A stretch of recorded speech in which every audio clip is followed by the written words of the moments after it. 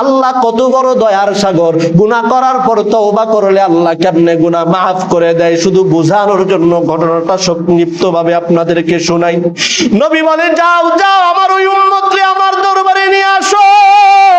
নবীর সাহাবী ওই যুবককে নবীর দরবারে হাজির করিয়া দিছে। নবী আমার যুবককে ডাক দিয়া বলেন, যুবক তুমি কেন চৌরাস্তার মোড়ের ভিতরে এরকম ভাবে পাগলের মতো কান্না করতেছো? নবীর দরবারে আইসা যুবক কাঁপাকাঁপি করে আর নবীরে বলে, নবী আমার আমি তো গুনাহ করিয়া ফেলছি, অন্যায় করে ফেলছি, আমার দিলে ভয়, আমার আল্লাহ মনে হয় আমারে মাফ করবে না।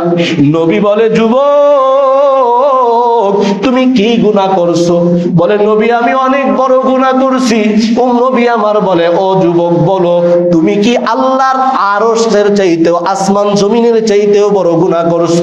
যুবক বলে, নবী আমার অন্তর বলে আসমান জমিনের চাইতেও বড় গুনাহ আমি যুবক করছি। ও যুবক তুমি বলো আল্লাহর কুরসির চাইতেও তুমি কি বড় গুনাহ করছো? যুবক বলে, ইয়া রাসূলুল্লাহ, ইয়া হাবিবাল্লাহ, আমার অন্তর বলে, আমার দিল বলে আল্লাহর কুরসির চাইতেও বড় গুনাহ করিয়া ফেলছি। নবী বলে, যুবক বলো বলো তুমি কি শিরক করিয়া ফেলছো? বলে, না না নবী আমি শিরক করি নাই। তুমি কি কুফরি করিয়া ফেলছো? বলো, না না নবী আমি কুফরি করি নাই। ও যুবক তাহলে তুমি কি কাউরে খুন করছো? বলে, না না নবী আমি কাউরে খুন করি নাই। বলে, তাহলে কি গুনাহ করছো বলো? যুবক দুই চোখের পানি ছেড়ে কান্না করে আর নবীরে বলি, ইয়া রাসূলুল্লাহ, ইয়া হাবিবাল্লাহ, আমি হইলাম এমন একজন গুনাহগার, আমি হইলাম এমন একজন যুবক, আমি হইলাম একজন পেশাদার কাফন চোর। ও মুসলমান এই ঘটনা আপনারা অনেক আগেও হয়তো বা শুনছেন, সংক্ষিপ্ত ভাবে শুনাইয়া দেই। যুবক বলে, নবী আমি একজন পেশাদার কাফন চোর, মানুষ মারা যাওয়ার পর আমি রাতের বেলায় কবর খনন কইরা ওই মরা দেহ থেকে কাফনের কাপড়গুলো খুইলাই না বাজারে বিক্রি করি। ও নবী আমার গতকালকের একটা ঘটনা, আমাদের এই বিশাল শহরের ভিতরে একজন সুন্দরী রূপবতী একজন আল্লাহর বান্দি ছিল, অবিবাহিত যুবতী। ও নবী আমার ওই যুবতীটা গতকাল হঠাৎ করে মারা গেছে। আমি কাফন চোরার ভিতরে কানের ভিতরে যখন খবর গেল এই শহরের ভিতরে একজন নারী মারা গেছে। ও নবী আমার ওই যুবতী কেমন যুবতী? ওই যুবতীর মতো সুন্দরী আর কেউ নাই। ওই যুবতীর বিয়া করার জন্য অনেক অর্থ সম্পদওয়ালা বড় লোকের সন্তানরা টাকা পয়সা নিয়ে সিরিয়াল লাগিয়া থাকতো তারে বিবাহ করার জন্য, কিন্তু যুবতী কারো প্রস্তাবে রাজি হয় নাই। ও নবী আমি যখন শুনলাম সে মৃত্যুবরণ করছে, আমি রাতের জন্য অপেক্ষা করলাম। এক পর্যায়ে বিকাল গনায়া ওই যুবতীরে তার আত্মীয় স্বজনরা কাফন দাফন কইরা কবরে রাইখা চলে আসছে। গভীর রাতের অপেক্ষা, রাত যত গভীর হয় আমার কাজের চাহিদা আরো বাড়িয়া যায়। ও নবী আমার ওই রাত যখন গভীর হয়ে গেছে, আমি যুবক ওই বিশাল হাজার হাজার শত শত কবরের মাঝখানে আমি ঢুকিয়া পড়লাম। ঢুইকা ওই নতুন কবর যুবতীর কবরের মাটিগুলো সরাইয়া, মাটি কাগজ সরাইয়া আমি ওই কবরের ভিতরে ঢুকিয়া গেলাম। ও নবী আমার ওই কবরে ঢুকার পর আমি ওই যুবতীর 5টা কাফনের কাপড় একটা একটা কইরা খুইলা আমি যখন উপরে ওইটা আসতে যাব, আমার দিলের ভিতরে শয়তানের ধোঁকা, শয়তান আমার অন্তরের ভিতরে ওয়াসওয়াসা দেয়, ও যুবক তোমার ভিতরে কি যৌবনের চাহিদা নাই? তোমার ভিতরে কি যৌবনের কোনো ইচ্ছা নাই? ও যুবক তুমি কি জানো না এই চাকরি করতেছি, ওই চাকরির মাধ্যমে আপনার আমার আমলনামার ভিতরে গুনাহ জমা হইতেছে। কারণ কি? কারণ যেইভাবে আল্লাহ এবং তার রাসূল রাস্তা দিয়ে হাঁটতে বলছে আপনি আমি ওইভাবে হাঁটতেছি না। যেইভাবে আল্লাহ এবং তার রাসূল ভাত খাওয়াকে আপনার আমার জন্য সুন্নতের নিয়ম দিয়ে গেছে ওই নিয়ম অনুযায়ী আপনি আমি খাচ্ছি না। যেইভাবে আল্লাহ এবং তার রাসূল মানুষের সাথে কথা বলার জন্য আমাদেরকে বলেছে আমরা ওইভাবে বলতেছি না। যেইভাবে আমাদেরকে ব্যবসা করার কথা বলেছে আমরা ওইভাবে ব্যবসা করতে পারতেছি না। অথচ ব্যবসা করাও সুন্নত। ব্যবসা করা কার সুন্নত? নবীর সুন্নত। অন্য অন্য কাজের ভিতরে আল্লাহ তাআলা যেই পরিমাণ বরকত দেয় না, ব্যবসার ভিতরে সেই পরিমাণ বরকত দেয় আল্লাহ। বলেন সুবহানাল্লাহ। কিন্তু এই ব্যবসা করতে যায় আপনার আবার যারা গুনাহ হয়ে যাচ্ছে, গুনাহের কারণে এখন নামাজ ভালো লাগে না, রোজা ভালো লাগে না, ইবাদত ভালো লাগে না, দ্বীনের কথা শুনতে মন চায় না। এখন শুধু নিজের মন যেটা বলে ওইটাকেই সঠিক মনে হয়। কোন হুজুর কি বললো, কোন কিতাবে কি আসলো, এটা বিশ্বাস করতে মন চায় না। নিজের মনে যেটা ভালো বলছে সেটাই ভালো। আমাদের সমাজ কিন্তু বর্তমানে এরকম ভাবে চলতেছে। নিজের মন যেটাকে বলতেছে, মন যদি বলে তাহলে এটাকে আমরা মেনে নিচ্ছি। নিজের মন মতো চলা যাবে না। নিজের মন মতো মুসলমান মসজিদে ঢুকতে হইলে 5টা সুন্নত আদায় করে তারপর ঢুকতে হয়। মসজিদ থেকে বের হওয়ার সময় 5টা সুন্নত আদায় করে তারপরে বের হইতে হয়। এটা জানার দরকার আছে না নাই? সবাই জানতে চান? আল্লাহ তাআলা আমাদের সবাইকে জানার এবং মানার তৌফিক দান করুক, বলেন আমিন। আল্লাহ যদি কবুল করে এই বিষয়ে, আমি যদি আল্লাহ হায়াত রাইখা থাকে আগামী জুমায় সুস্থ অবস্থায় যদি আসি, মসজিদে ঢোকার 5টা সুন্নত, বের হওয়ার 5টা সুন্নতের উপরে বয়ান করার চেষ্টা করব ইনশাআল্লাহ। আল্লাহ তাআলা সেই পর্যন্ত আমাকে সুস্থ রাখুক, দীর্ঘ নেক হায়াত দান করুক, আপনাদেরকেও সুস্থ রাখুক, দীর্ঘ নেক হায়াত দান করুক। জবান খুলে আওয়াজ করে বলি আমিন। এজন্য আমি যেই কথাটা বলতেছিলাম, আমরা সমাজের ভিতরে যেই কাজগুলোই করতেছি ওই কাজগুলোর মাধ্যমে আপনার আমার আমল নামার ভিতরে গুনাহ জমা হচ্ছে। অথচ না, মুসলমান তো কাজ করবে আমল নেকি অর্জন করার জন্য, গুনাহ অর্জন করার জন্য না। মুসলমান কারোর সাথে কথা বলবে, মুসলমান খাবে, মুসলমান বাজার করবে, মুসলমান ব্যবসা করবে, আমল নামা নেকির ভিতরে, আমল নামার ভিতরে নেকি জমানোর জন্য, গুনাহ জমানোর জন্য না। কথা বলেন ঠিক কিনা? মুসলমান গুনাহ করতে করতে আমাদের অবস্থাটা এখন এমন হয়েছে, নামাজ পড়তে আসি কিন্তু নামাজের ভিতরে মন বসে না। আগে দেখতাম হাত তোলার আগেই চোখ দিয়ে অটোমেটিক পানি চলে আসছে। আল্লাহর কাছে দোয়া করার জন্য যখন হাত তুলতাম অটোমেটিক চোখে পানি চলে আসছে। কিন্তু এখন এমন চেষ্টা করি কিন্তু চোখ দিয়ে এক ফোঁটা পানি বের হয় না। আমার আশেপাশের সবাই কাঁদতে কাঁদতে বেহুশ হয়ে যায় কিন্তু আমার চোখ দিয়ে পানি বের হয় না। তার কারণ কি জানেন? আমাদের অন্তরের ভিতরে একটা কলব আছে। অনেক উলামায়ে কেরামরা, অনেক ফকিহগণ বলেছেন একটা গোশতের টুকরা আছে যেটার নাম কলব, অন্তর। কি কলব? এই কলবটা আমরা যখন দুনিয়াতে আসছি, অর্থাৎ আমরা যখন ছোট্ট ছিলাম, আমাদের যখন আমল নামা হয় নাই, তখন আমাদের কলবটা এত পরিষ্কার ছিল, মানে কেমন পরিষ্কার, আমরা বাজার থেকে আয়না কিনি কিনা? বাজার থেকে আয়না কিনি না? বাজার থেকে আয়না কেনার পর আয়নার যেটার ভিতরে চেহারা দেখা যায়, ওই গ্লাসটার উপরে কোনো দাগ থাকে, কোনো স্পট থাকে, কোনো কিচ্ছু থাকে না, একেবারে ক্লিন, একেবারে পরিষ্কার। ঠিক কিনা বলেন? মানে যারা কথা বলে না তারা মনে হয় কোনোদিনও আয়না কিনে নাই। বাজার আয়না কিনছেন? একটু কথা বলেন। কোনো দাগ থাকে না। কিন্তু আয়নাটা আমি ব্যবহার করতে করতে আমার বাড়িতে 1 মাস, 2 মাস, 6 মাস, 1 বছর, 2 বছর যাওয়ার পর দেখা যায় যেই আয়নাটা আমি নতুন অবস্থায় কিনছিলাম, কোনো স্পট নাই, কোনো দাগ নাই, কোনো কিচ্ছু নাই, আমার চেহারাটা দেখার সাথে সাথে স্পষ্ট দেখা যায়, ক্লিয়ার দেখা যায়। 2, 4, 5, 6 মাস, 1 বছর পরে দেখা যায় ওই আয়নার স্কিনের ভিতরেই কেমন জানি দাগ পড়ে গেছে, কেমন জানি আসর পড়ে গেছে। ঠিক কিনা বলেন? যারা দেখছেন তারা বলেন ঠিক কিনা? ফকিহগণ বলে আমাদেরকে আল্লাহ তাআলা যখন আমরা বেগুনাহ মাসুম ছিলাম, আমাদের কলবটা, গোশতের টুকরাটা ওই রকম ক্লিন ছিল, পরিষ্কার ছিল, বিন্দু পরিমাণ কোনো দাগ ছিল না, বিন্দু পরিমাণ কিচ্ছু ছিল না, নরম ছিল গোশতের টুকরাটা। আর আমাদের যখন আমলনামা শুরু হয়ে গেল, আমরা যখন নামাজ পড়তে শুরু করি, যখন নামাজ পড়ি, আমাদের জায়গাটা আরো পরিষ্কার হয়। আয়নাটা যখন আপনি ঘষবেন, ধুইবেন, তখন আরো পরিষ্কার দেখা যাবে, আরো ক্লিয়ার দেখা যাবে। ঠিক কিনা বলেন? যে আমরা যখন ইবাদত করার কারণে আমাদের এই অন্তরটা আরো পরিষ্কার হয়। আর যেই বান্দা বান্দি ওই কলব নামের গোশতের টুকরাটা নিয়ে গুনাহের কাজ করে, আল্লাহর বান্দা বেগুনাহ মাসুম, কোন আল্লাহর বান্দা যদি একটা গুনাহ করে, কোন মাসুম বান্দা যদি একটা গুনাহ করে, তার ওই যে পরিষ্কার যে অন্তরটা, পরিষ্কার যে কলবটা, ওই জায়গার ভিতরে একটা দাগ পড়ে যায়। কি পড়ে যায়? আয়নার মতো ঝকঝকা কলবটার ভিতরে একটা দাগ পড়ে যায়। কিসের কারণে? গুনাহের করার কারণে। আল্লাহর বান্দা যখন দ্বিতীয়বার আবার গুনাহ করে, আবার ওই অন্তরের ভিতরে একটা দাগ পড়ে যায়। আবার যখন গুনাহ করে ওই কলবের ভিতরে আরেকটা দাগ পড়ে যায়। কিন্তু এমন বান্দা যারা আছে গুনাহ করছে, গুনাহ করার পরে তার ভিতরে বুঝ আসছে, তার ধ্যান ঠিক হয়েছে, দিমাগ ঠিক হয়েছে, আমি তো ভুল করে ফেলছি, অন্যায় করে ফেলছি।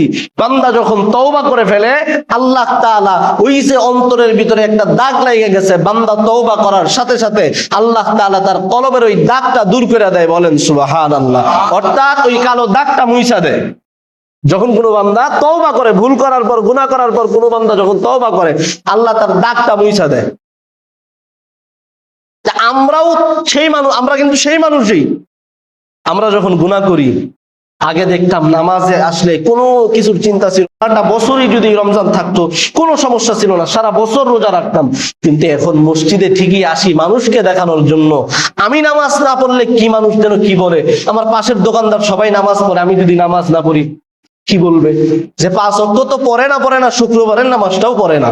আমি নামাজ না পড়লে পর এলাকার মানুষ কি বলবে, এলাকার মানুষ কি বলবে, এই কথার উপরে ডিবেট কইরা আল্লাহর বান্দা মসজিদে এসে নামাজ পড়ে, আল্লাহকে খুশি করার জন্য না। এখন দেখা যায় আল্লাহর বান্দার নামাজ ভালো লাগে না। আল্লাহর বান্দার এখন ভালো লাগে গুনাহের কাজ, অশ্লীলতা, উলঙ্গ নারী, সুদ, ঘুষ, হারাম ইত্যাদি যা আছে, এখন তার কাছে এগুলো ভালো মনে হয়। কিন্তু না, ভালো তো এগুলো না। এখন আমাদের ভিতরে এখানে যারা আছে, আমি হুজুরও কখনো বলতে পারবো না যে আমি গুনাহ নাই। আমার মন মতো, আমার বিশ্বাস, আমার মতো গুনাহগার, আমার মতো নাফরমান এই মসজিদের ভিতরে আর কেউ নাই। এত পরিমাণে গুনাহ এখানে কেউ নাই যে বলবে হাত তুলে যে আমার জীবনে একটা গুনাহও নাই, কেউ নাই। আমার বিশ্বাস এটা। যেহেতু আমরা গুনাহ করে ফেলছি, অন্যায় করে ফেলছি, আমাদের তওবা করতে হবে, আল্লাহর কাছে মাফ চাইতে হবে। এই যে আমাদের কলবটা গুনাহের কারণে কালো দাগ পড়তে পড়তে পাথরের মতো শক্ত হয়ে গেছে, এখন আর আল্লাহর ভয়ে চোখ দিয়ে পানি আসে না, জাহান্নামের ভয়ে চোখ দিয়ে পানি আসে না, দোয়া করলেও চোখ দিয়ে পানি বের হয় না। এখন যেহেতু আমরা ভুল করে ফেলছি, ভুলের পাচ্চিত্র আছে না নাই? হ্যাঁ, আপনি যদি কারো কাছে ভুল করেন, ভুল করার পর যদি আপনি ভুলটা স্বীকার করেন, আমি ভুল করে ফেলছি, মনে করেন যে এখন আমের সিজন, কারো পুরা গাছের আম আপনি রাত্রে পায়রা নিয়ে আসছেন, পায়রা নিয়ে আসার পর খুঁজ হয়েছে, খুঁজ হওয়ার পরে দেখতেছে কে নিছে, খোঁজাখুঁজি করতেছে। ওই মুহূর্তে যদি আপনি ওই আম গাছের মালিকের কাছে যায় বলেন, ভাই আমি তো তোমার গাছের সব আম খাইয়া ফেলছি, ভাই আমি মাফ চাই, আর জীবনে কোনোদিন এরকম কাজ করবো না, আমি ভুল করে ফেলছি, তুমি আমার উপরে কোনো অ্যাকশন নিও না, তুমি আমার বিচার করো না। বলেন তো আল্লাহর বান্দা কি মাফ করে দিবে কি দিবে না? হ্যাঁ, দিবে কি দিবে না?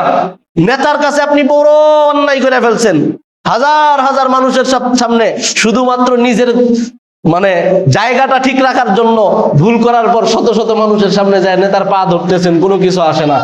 যেই আল্লাহ আমারে বানাইছে, যেই আল্লাহ আমার নেতারে বানাইছে, যেই আল্লাহ আমারে খাওয়াচ্ছে, যেই আল্লাহ আমার নেতারে খাওয়াচ্ছে, ওই আল্লাহর কাছে ভুল করার পর যদি আমরা আল্লাহর কাছে মাফ চাই, তাহলে মনে আমাদের মান সম্মান ইজ্জত সব চলে যাবে?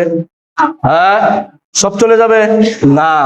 আল্লাহ বলে, গোলাম আমার নাম রহমান, আমার নাম রহিম, আমার নাম হলো গফফার, আমার নাম হলো গফুর।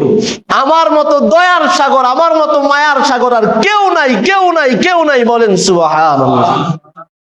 বান্দা তুমি ভুল করছো, অন্যায় করছো, তুমি তওবা করো, নিজের ভুলটাকে স্বীকার করো, আমি আল্লাহ তোমার গুনাহ মাফ করে দিব। বলেন সুবহানাল্লাহ। কেমন তওবা করতে হবে? আল্লাহ আল্লাহ আমাদেরকে এত সুযোগ দিচ্ছে, এত সুযোগ, কিন্তু আমরা সুযোগ কাজে লাগাইনি। সুহা করো, আমি আল্লাহ তোমার জীবনের গুনাহ মাফ করে দিব। কোরআনের আয়াত আপনারা অনেকেই অনেক মসজিদে, অনেক ওয়াজ মাহফিলে শুনছেন, ইয়া আইয়ুহাল্লাযীনা আমানু তুবু ইলাল্লাহি তাওবাতান নাসুহা। তওবা করতে হবে, তওবা করার মতো এমন তওবা যে বিড়ালের মতো তওবা। বলে কেমন বিড়ালের মতো তওবা? বিড়াল, এই যে আজকে খড়িবাড়ি বাজার থেকে, মনে করেন যে বোঝানোর জন্য উদাহরণ দিচ্ছি, খড়িবাড়ি বাজার থেকে স্বামী মাছ কিনছে সুন্দর দেখা, বাড়িতে যায় সন্ধ্যার সময় বলছে যে মাছগুলো কিনে নিয়ে আসছি, সুন্দর করে তেল মশলা দিয়ে ভাইজা উপরে রাইখা দাও।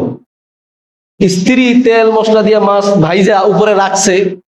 এখন রাতের বেলায় বাড়িতে যে একজন বিড়াল আছে, ওই বিড়াল তো টের পাইছে কি আমার মালিক তো আজকে বাড়িতে মাছ আনছে। আল্লাহর বান্দা বিড়াল, আল্লাহর বান্দি যে মাছ রাখছে ওইটা টের পায়, আস্তে আস্তে করে তাকের উপরে উঠছে, ওইটা মাছ খাইতেছে। খাইতে খাইতে যায় ওই যে পাতিলের যে ঢাকনা আছে ওইটা নিচে পড়ে গেছে। নিচে পড়ে যাওয়ার সাথে সাথে, মানে এটা কোনো ঘটনা আপনাদেরকে বলছি না, শুধুমাত্র বোঝানোর জন্য উদাহরণ দিচ্ছি। আবার কেউ বললেন না হুজুর এটা কোন কিতাবে আছে? এরকম কিছু মানুষ আছে না, আছে না নাই? আবার অনেকে বলবো হুজুর এটা কোন কিতাব থেকে বলতেছেন? কোন কিতাব থেকে না, আমি আমার নিজের গবেষণা থেকে আপনাদেরকে এটা উদাহরণ দিয়ে বুঝাচ্ছি। যখন ওই যে ঢাকনাটা পড়ে যাওয়ার কারণে শব্দ হয়েছে, আল্লাহর বান্দা লাফ দিয়ে উঠছে ঘুম থেকে, এই মাছ মনে হয় খাইয়া ফেলতেছে, লাঠি একটা নিয়ে বিড়ালে দিছে কোমরে বাড়ি, বিড়াল কোমরের ভিতরে বাড়ি খেয়া ওই মাছার তলে ঢুকছে, ওইখানে ঢুকে ঢুকে মেও মেও করে চিল্লাইতেছে আর কান্না করতেছে। এখানে অনেক লেখকরা লিখছে যে বিড়াল ওই সময় কান্না করে না, ওই সময় বলে তওবা করে যে আল্লাহ তুমি আমারে বানাইছো, আমি এই মানুষের মাছ খাওয়ার কারণে আজকে আমার কোমরে এত জোরে বাড়ি দিছে, আমি আর জীবনে কোনোদিন মানুষের মাছ চুরি করে খাবো না। বিড়াল কি তওবা করতেছে, আমি জীবনে মানুষের মাছ চুরি করে খাবো না। গেল যখন ওই যে কোমরের ভিতরে যে বাড়ি খাইছে, ওই বাড়ি খাওয়ার কারণে যে ব্যথাটা ছিল, ওই ব্যথাটা যখন কমে গেছে, এই ব্যথা যখন কমে গেছে, বাড়ির যে টুদুনটা ওইটা যখন কমে গেছে, তখন সে আবার বলে আমারে কি আর ওই শক্তি দিছে যে আমি কামাই করে খামু, এত কষ্ট করে খামু, মাছ তো এখানে আছেই, আরেকবার চার্জ নেই। বিড়াল কি প্রথমে তওবা করছে জীবনে আর কোনোদিন মানুষেরটা খাবো না। কিরকম ঘটনা হয় না? একবার দৌড়ানি দিছেন, মাইট দিছেন, আবার ঘুরে আসে কি আসে না? এরকম ঘটনা হয় কি হয় না? মনে হয় আমি এটা মিথ্যা একটা কথা বললাম, বুঝানোর জন্য বললাম। তো এই যে বিড়াল যেরকম ভাবে তওবা করে, আপনি আমি যদি এরকম ভাবে তওবা করি, যখন বিপদে পড়লাম, বিপদে পড়ে যদি আল্লাহরে বলি আল্লাহ আমি গুনাহ করছি, ভুল করছি, আল্লাহ আর করব না, আল্লাহ তো দয়ার সাগর, আল্লাহ মাফ করে দেয়। যে বান্দারের সুযোগ দেয়, আল্লাহ তো ভালো করেই অন্তরের খবর জানে, যে বান্দারের সুযোগ দেয় দেখি বান্দা কি করে। মুসলমান ভাইয়ারা আমার, মন খারাপ করবেন না, রাগ করবেন না। রাগ করার জন্য কোনো কিছু বলতেছি না, শুধুমাত্র নিজের জীবনের গুনাহগুলো কেমনে মাফ করাবো এই নিয়তে আপনাদের সামনে, এই নিয়তে কথাগুলো বলতেছি। একটু মনোযোগ লাগায় কথাগুলো শোনার চেষ্টা করবেন। রব্বুল আলামিন বলেন গুলাম ইয়া আইয়ুহাল্লাযীনা আমানু তুবু ইলাল্লাহি তাওবাতান নাসুহা, ও বান্দারা তোমরা তওবা করো, তওবা করার মতো তওবা করো। তুমি আমি যদি তওবা করার মতো তওবা করতে পারি, তওবা নাসুহা করতে পারি, আল্লাহ বলেন বান্দা তোমার গুনাহ যত বড়ই হোক না কেন, তোমার অন্যায় যত বড়ই হোক না কেন, আমি আল্লাহ একটা সেকেন্ডও দেরি করব না, আমি আল্লাহ সঙ্গে সঙ্গে তোমার জীবনের গুনাহ মাফ করে দিব। ও মুসলমান, আপনি আমি তো ওই পরিমাণ গুনাহ করি না, আপনি আমি তো ওই নবীর যুগের যুবকের মতো বড় অন্যায় করি নাই, আপনি আমি তো এত খারাপ, এত ভয়ঙ্কর গুনাহ এখনো পর্যন্ত করতে পারি নাই।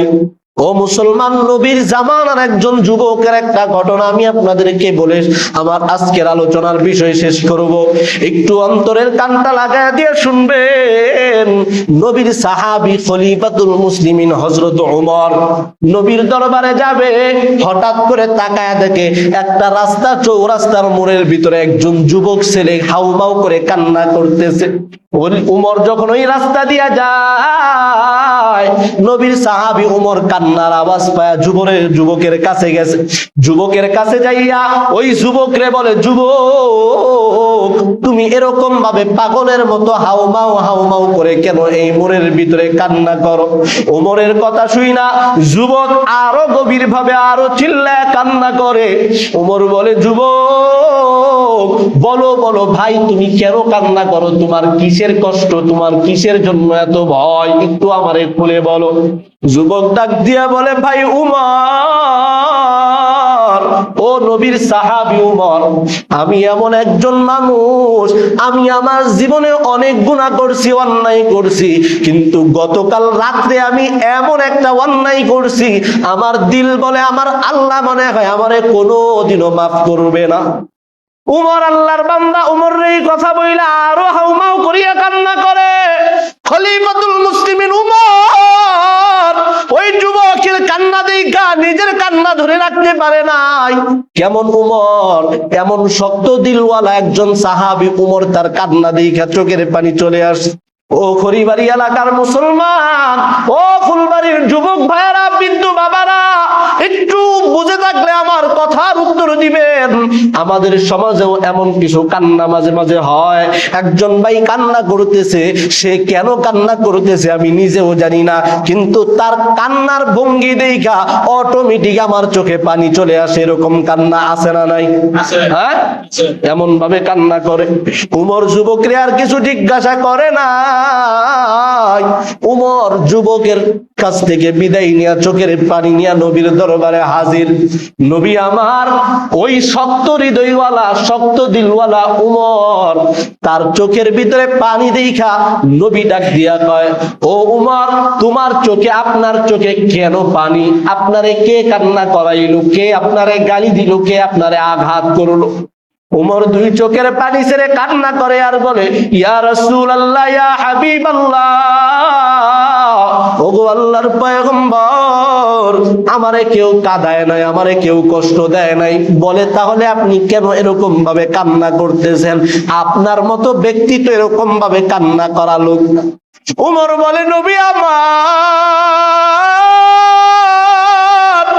আমি যখন আপনার দরবারে আসতে যাই, ওই রাস্তার মোড়ের ভিতরে দেখলাম একজন যুবক চোখের পানি ছেড়ে হাউমাউ করে কান্না করে।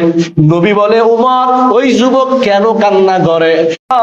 ওই যুবক নাকি একটা বড় অন্যায় করছে, গুনাহ করছে, পাপ করছে, এই জন্য কান্না করে। লম্বা ঘটনা, শুধুমাত্র বুঝানোর জন্য। আল্লাহ কত বড় দয়ার সাগর, গুনাহ করার পর তওবা করলে আল্লাহ কেমনে গুনাহ মাফ করে দেয়, শুধু বুঝানোর জন্য ঘটনাটা সংক্ষিপ্ত ভাবে আপনাদেরকে শোনাই। নবী বলে, যাও যাও, আমার ওই উম্মতকে আমার দরবারে নিয়ে আসো। নবীর সাহাবী ওই যুবককে নবীর দরবারে হাজির করিয়া দিছে। নবী আমার যুবককে ডাক দিয়া বলেন, যুবক, তুমি কেন চৌরাস্তার মোড়ের ভিতরে এরকম ভাবে পাগলের মতো কান্না করতেছো? নবীর দরবারে আইসা যুবক কাঁপাকাঁপি করে আর নবীরে বলে, নবী আমার, আমি তো গুনাহ করিয়া ফেলছি, অন্যায় করে ফেলছি, আমার দিলে ভয়, আমার আল্লাহ মনে হয় আমারে মাফ করবে না। নবী বলে, যুবক, তুমি কি গুনাহ করছো?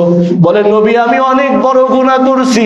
ও নবী আমার বলে, ও যুবক, বলো, তুমি কি আল্লাহর আরশের চাইতেও, আসমান জমিনের চাইতেও বড় গুনাহ করছো?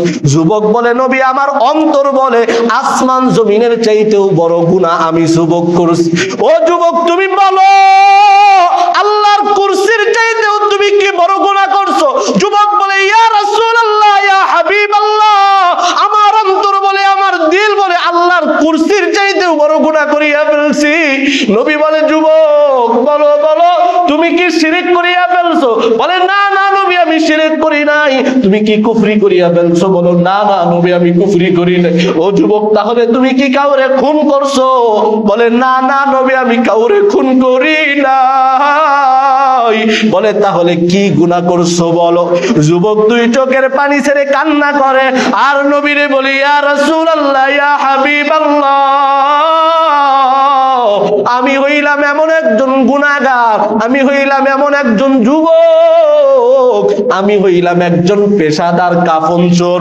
ও মুসলমান, এই ঘটনা আপনারা অনেক আগে হয়তো বা শুনছেন, সংক্ষিপ্ত ভাবে শুনাইয়া দেই। যুবক বলে, নবী, আমি একজন পেশাদার কাফন চোর। মানুষ মারা যাওয়ার পর আমি রাতের বেলায় কবর খনন কইরা ওই মরা দেহ থেকে কাফনের কাপড়গুলো খুইলাই না বাজারে বিক্রি করি। ও নবী আমার, গতকালকের একটা ঘটনা, আমাদের এই বিশাল শহরের ভিতরে একজন সুন্দরী রূপবতী একজন আল্লাহর বান্দি ছিল, অবিবাহিত যুবতী। ও নবী আমার, ওই যুবতীটা গতকাল হঠাৎ করে মারা গেছে। আমি কাফন চোরার ভিতরে, কানের ভিতরে যখন খবর গেল এই শহরের ভিতরে একজন নারী মারা গেছে। ও নবী আমার, ওই যুবতী কেমন যুবতী? ওই যুবতীর মতো সুন্দরী আর কেউ নাই। ওই যুবতীর বিয়া করার জন্য অনেক অর্থ সম্পদওয়ালা বড় লোকের সন্তানরা টাকা পয়সা নিয়ে সিরিয়াল লাগিয়া থাকতো তারে বিবাহ করার জন্য, কিন্তু যুবতী কার প্রস্তাবে রাজি হয় নাই। ও নবী, আমি যখন শুনলাম সে মৃত্যুবরণ করছে, আমি রাতের জন্য অপেক্ষা করলাম। এক পর্যায়ে বিকাল গনায়া ওই যুবতীরে তার আত্মীয় স্বজনরা কাফন দাফন কইরা কবরে রাইখা চলে আসছে। গভীর রাতের অপেক্ষা, রাত যত গভীর হয় আমার কাজের চাহিদা আরো বাড়িয়া যায়। ও নবী আমার, ওই রাত যখন গভীর হয়ে গেছে, আমি যুবক ওই বিশাল হাজার হাজার শত শত কবরের মাঝখানে আমি ঢুকিয়া পড়লাম। ঢুইকা ওই নতুন কবর, যুবতীর কবরের মাটি গুরু সরাইয়া, মাটি কাগজ সরাইয়া আমি ওই কবরের ভিতরে ঢুকিয়া গেলাম।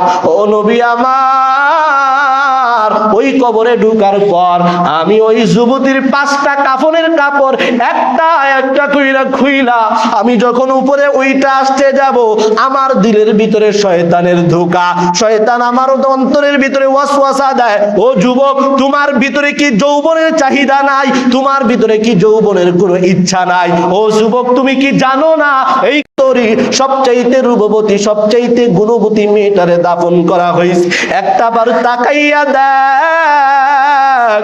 ও নবী আমার, আমি ওই শয়তানের ধোঁকায় পড়িয়া আমি ওই যুবতীর দিকে তাকাইলাম। গো নবী আমার, ওই যুবতীর দিকে তাকাইয়া যুবতীর সুন্দর চেহারা দেখে আমি আমার যৌবন কন্ট্রোল করতে পারি নাই।